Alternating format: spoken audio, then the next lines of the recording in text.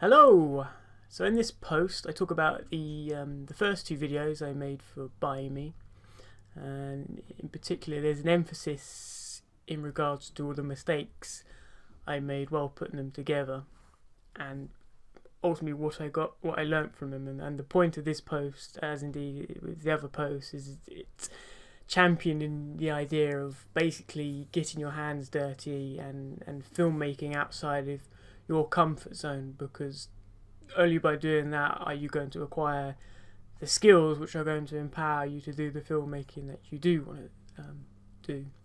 So this first section I basically talk about how I was thrown in at the deep end, didn't really have much time to prepare, pretty much just had to do it on the fly, but ultimately the pace of that actually benefits me greatly, and I talk about that. I also talk about how my photographer's eye, where is it?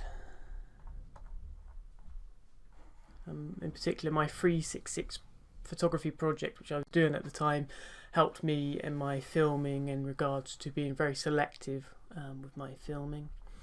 And in this section you can actually watch the first two videos. I'm not immensely proud of them because they are plagued by errors, but obviously that's how you learn. And I talk about the main problems with the videos, what caused those problems, mainly my own incompetence.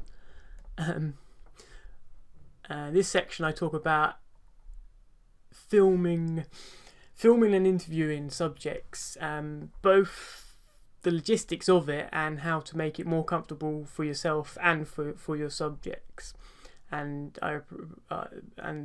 things you really want to avoid doing. And I talk about that based on what I did and what I didn't do and what I would rather have done. And ultimately here I illustrate how what I learnt from those first two videos I later utilised when we made the fencing documentary a number of months later. And then in this section, post-production, I talk about the nightmare of editing the two videos in two different editing software, pieces of editing software, which wasn't ideal and created even more problems. And I also talk about the original problems in the video, how I solved them or tried to solve them, or ultimately what I would have done instead.